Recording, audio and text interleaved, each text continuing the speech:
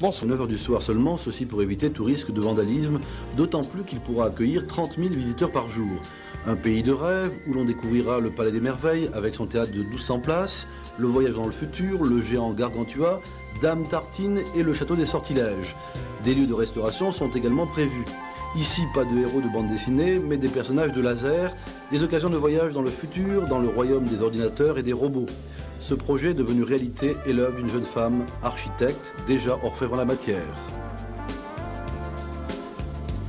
Depuis toujours, je m'intéresse beaucoup à ce domaine de rencontres, de loisirs, de sport. Et là, si vous voulez, pour moi, c'est un peu un aboutissement d'un rêve d'enfant, c'est de faire un parc d'attractions et de loisirs, un lieu de rencontre dans lequel les gens et tous les visiteurs, petits et grands, vont pouvoir rêver, jouer, voir le fantastique et surtout, avec les techniques nouvelles de communication, donner à tous ces visiteurs un espace de rencontre et de fête. Ainsi, le monde fantastique de Léonard de Vinci va revivre ici à travers des techniques nouvelles d'aujourd'hui pour les Parisiens et on y compte beaucoup à Cergy pour une foule de touristes étrangers. Bientôt, aux portes de Paris, vous pourrez vous promener dans un des parcs de loisirs les plus importants du monde. On a beaucoup parlé ces derniers temps des parcs de loisirs. On a beaucoup parlé de projets. Quelquefois, on a même déliré sur telle ou telle implantation américaine en France. Mais là, il s'agit d'une réalisation concrète à Cergy-Pontoise, dans le Val d'Oise. Les bulldozers viennent d'envahir un site naturel pour en faire un univers fantastique, une transformation du paysage digne des grands aménagements du siècle dernier. 1 an et demi de travaux pour que le miracle s'accomplisse. Alors Bernard Gély a déjà vu sur place ce qu'il était possible de faire. Terrain d'aventure de Lancelot-du-Lac et Merlin l'Enchanteur, la forêt de Brocéliande pousse près de Paris. Elle sera riche de 24 000 arbres et constituera l'un des espaces féeriques de Mirapolis. Mirapolis, c'est un futur parc de loisirs, le plus grand d'Europe, disent ses promoteurs. En mai 87, date prévue de son ouverture, il s'étendra sur 90 hectares dans la zone de loisirs 10 fois plus grande de Cergy-Pontoise. À l'heure actuelle, c'est un gigantesque chantier. Pour modeler le relief de ce qui deviendra un jardin extraordinaire, il a fallu déplacer 600 000 mètres cubes de terre. Les travaux de terrassement sont terminés, place aux plantations et aux aménagements. Forêts, vallées, lacs, ruisseaux, palais fantastiques surgiront bientôt pour faire de Mirapolis la planète du rêve. L'invitation au voyage s'adresse aux familles, en plongeant dans les contes et légendes de l'Europe, dans une culture mythologique, littéraire et scientifique commune, petits et grands créeront peut-être leur propre monde imaginaire. On voyagera dans le futur, parmi les lasers et les robots, en compagnie de Léonard de Vinci. Et on visitera encore bien d'autres endroits. Le jardin des impressionnistes, le château des Sortilèges, Is, la cité engloutie, ou encore le palais de Dame Tartine, royaume de la confiserie. Une attraction qui symbolise bien le gigantisme du projet, la statue de Gargantua, aussi haute que le centre Pompidou à Beaubourg. Les visiteurs vont rentrer dans la jambe de Gargantua, prendre un manège qui vont leur faire découvrir le ventre de Gargantua, dans le rire, la convivialité, arriver dans la fraise de Gargantua à 30 mètres de hauteur. Les visiteurs découvriront l'ensemble du parc et ils redescendront toujours dans le manège. Le parc de l'humanisme devrait attirer 2,5 millions de visiteurs par an. Bien desservi par les autoroutes, il sera à 15 minutes de Paris en RER. L'acquittement d'un droit d'entrée, fixé à 85 francs pour les adultes et 50 pour les enfants, donnera accès à toutes les attractions. Le montage financier de l'opération, entièrement privé, s'articule autour d'un investisseur saoudien. Dans une première phase, les parties prenantes débourseront 400 millions de francs hors taxes. Du rêve, on passe à la réalité. Voilà, et là, il s'agit effectivement, comme disait Bernard Gély, de la réalité. C'est en construction. Madame, Monsieur... Sachez d'ailleurs que le journal vous sera présenté en direct de Mirapolis samedi prochain par Marie-Hélène Beaune.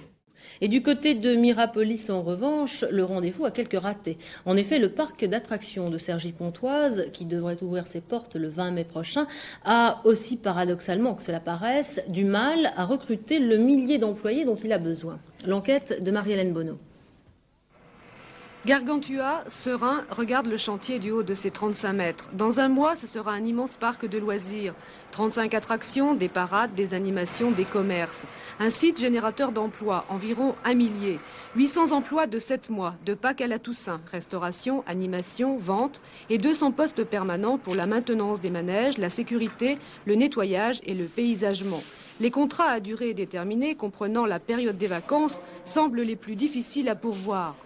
En ce qui concerne les 800 emplois précaires, enfin de 7 mois de saison pour une saison normale et de 6 mois pour la première saison, là on a beaucoup plus de mal à recruter parce qu'on prive les gens de vacances d'été et on les fait travailler le samedi et le dimanche. Et en plus, au bout de 7 mois, ils sont en train de rechercher un nouvel emploi parce qu'ils ne peuvent pas attendre forcément 5 mois pour revenir travailler à Mirapolis l'année prochaine. Les offres d'emploi sont passées dans la presse locale et nationale. Et la NPE de Cergy a collecté les candidatures. Il y en a eu environ 3000. Sur ces 3000 curriculums vitae, 2100 ont été transmis à une dizaine près, ont été transmis auprès des différentes sociétés qui interviennent sur Mirapolis, et que parmi ces 2100, 500 ont été reçus, à peu près 500 ont été reçus par les sociétés intéressées.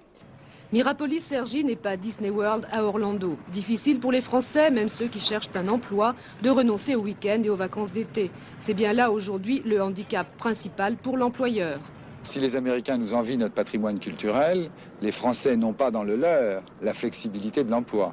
Donc le fait que nous soyons amenés à employer des gens pour une durée donnée et en plus les faire travailler le week-end et sans avoir les vacances du mois d'août, c'est quelque chose qui n'est pas dans le patrimoine culturel des Français aujourd'hui. 350 postes d'encadrement, 300 pour la restauration, 120 dans les boutiques, 30 pour la photo et 200 permanents. Une chance aujourd'hui pour Cergy qui compte 4200 demandeurs d'emploi. Les responsables de Mirapolis ouvriront le 20 mai quoi qu'il arrive, quitte à se faire prêter par le club Méditerranée quelques gentils animateurs.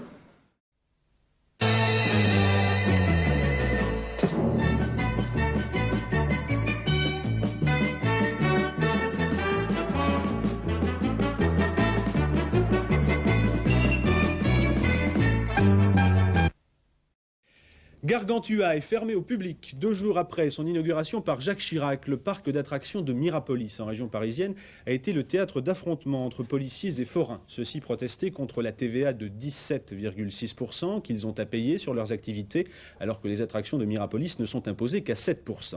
Jean-Marc Dubois. Voilà les derniers visiteurs de Mirapolis, des gendarmes. Ils sont intervenus hier lorsque des forains ont cassé des attractions pour protester contre une concurrence qu'ils estiment déloyale. Conséquence, quelques blessés de part et d'autre. Les forains sont attaqués aux forces de police, qui sont intervenus relativement efficacement. Les forains ont pris les véhicules de police, les ont retournés, ont chargé la foule avec les véhicules. Les forces de police ont arrêté les véhicules et il y a eu des blessés. Des dégâts qui sont très visuels, si vous voulez, dans la mesure où un groupe électrogène, quand vous mettez un produit nocif à l'intérieur, vous cassez le groupe électrogène, mais c'est pas photogénique, un moteur de groupe électrogène. Quand vous lacérez des banquettes dans une attraction, vous lacérez des tapis roulants, ça se voit pas tellement. Ça empêche simplement l'attraction de fonctionner. Des dégâts peu visibles, mais qui vont coûter très cher à Mirapolis. Néanmoins, ce matin, la direction espère bien quand même ouvrir le parc. Madame, Monsieur, bonsoir. Nous vous l'avons annoncé hier soir, Mirapolis sera dirigé la saison prochaine par le club Méditerranée. C'est le conseil d'administration de la société Paris Parc qui a pris cette décision pour redonner, semble-t-il, un souffle nouveau aux activités de cette zone de loisirs dont le premier bilan est financièrement parlant négatif. Pascal Manzagol. Un nouveau gentil organisateur pour le club Méditerranée, Gargantua, le géant de Mirapolis, après action, gestion et commercialisation de Mirapolis. Un passage de relais en douceur, le PDG sortant est nommé administrateur à Paris Parc. Il a essuyé les plâtres et il a su en tirer les leçons. Est-ce qu'on peut dire qu'on s'est planté ? Non, je pense pas, parce que si on s'était planté, je suis pas sûr que les actionnaires auraient accepté de mettre 100 millions de francs dans la corbeille. Deuxièmement, je pense pas que ça tenterait personne. La mariée serait pas assez belle. Mais je pense que clairement, tous les gens qui ont fait des pronostics sur cette activité de loisirs n'ont pas pris assez en cause et en compte les problèmes que pouvait poser la météo et n'ont pas pris non plus assez en compte, il faut le dire aussi, le temps qu'il faut pour créer un nouveau métier. 20 millions de francs de pertes, 300 000 visiteurs de moins que prévu en 87, la saison prochaine sera donc décisive. Un programme de 100 millions de francs est prévu en concertation avec l'ancien et le nouveau PDG pour améliorer les attractions, mais c'est surtout l'expérience du club qui fera la différence. Les gens veulent maintenant trouver à portée de leurs mains quelques jours, quelquefois une journée, quelquefois simplement quelques heures de détente, de rencontres, de fêtes ou simplement d'éducation. Alors dans tous ces domaines-là, l'équipe du club essaie d'apprendre et essaie d'apporter des solutions. Et cette culture, nous allons essayer de l'appliquer à Mirapolis. 95% des visiteurs souhaitent revenir à Mirapolis, mais ils veulent de nouvelles attractions. Le club a 5 mois pour les satisfaire. Rendez-vous en avril prochain.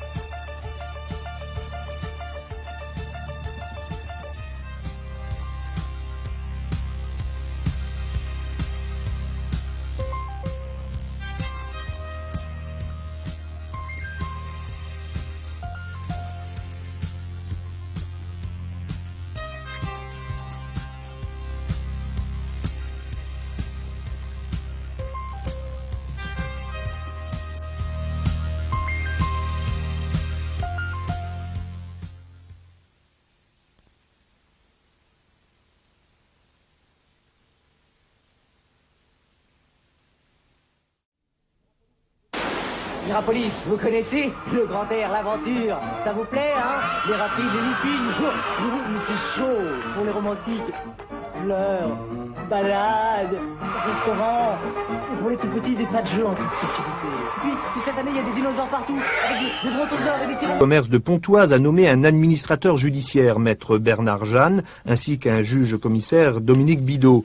Ils vont s'accorder une période d'observation pour décider soit d'un redressement judiciaire, soit d'une liquidation, d'avoir couvert leurs 30 millions d'investissements. Le parc est encore viable, affirme-t-il, à condition d'organiser d'ici le 15 janvier de grosses opérations de promotion, notamment auprès des comités d'entreprise. Sinon, affirme Marcel Campion, leur représentant, les terrains du parc risquent d'être l'objet d'une opération immobilière, une spéculation sur le dépôt de bilan. Les forains ouvriront donc malgré tout le parc de loisirs le 7 avril prochain. En attendant, ils iront manifester leur mécontentement demain devant le tribunal de Pontoise. Autre fermeture, celle de Mirapolis, le parc d'attractions près de Cergy-Pontoise. Il était déjà fermé pour l'hiver comme chaque année, mais cette fois, il ne rouvrira pas au printemps. Il n'y avait pas assez de visiteurs pour équilibrer les comptes. Avec l'arrivée d'Euro Disneyland à Marne-la-Vallée, c'est le problème de tous les parcs d'attractions en France qui est posé. Jean-Pierre Métivet. Une immense carcasse triste que l'on va bientôt démonter. In memoriam, le parc de Mirapolis ferme définitivement ses portes. Et pourtant, c'était un projet gargantuesque. Tout le monde s'amuse, il y a de la loi, de la sensation pour tout le monde. Et allez, ça va vite et ça va bien. Un projet de financier qui voyait vite et grand. 48 hectares, presque autant que le futur Disneyland. 500 personnes pour la faire tourner. Avec une ennemie, une météo improbable. Ça a été conçu comme un parc à l'américaine, comme si on se trouvait en Floride. Bon, il faut savoir qu'en région parisienne, c'est pas du tout le même climat. En Floride, on peut ouvrir toute l'année 365 jours par an. C'est important de travailler 365 jours par an. En France, dans la banlieue parisienne, c'est 160 jours d'ouverture. Les forains qui avaient Mirapolis en gérance sont de retour aux Tuileries ou à la Foire du Trône. Ils avaient bien équilibré les comptes là-bas, mais face à Disneyland, il fallait réinvestir. Les financiers n'ont pas voulu et la clientèle n'a pas suivi. On attendait l'Europe à Mirapolis, à Cergy-Pontoise, et je crois que là aussi il y a eu une erreur, c'est que finalement c'est un parc régional, il répond à une demande de la région, mais la région c'est 400 000 visiteurs et non pas 2 millions. Reste un site de 48 hectares, en principe non constructible, qui appartient à des banques. De mauvaises langues disent qu'elle pourrait se faire une petite fête, un projet immobilier.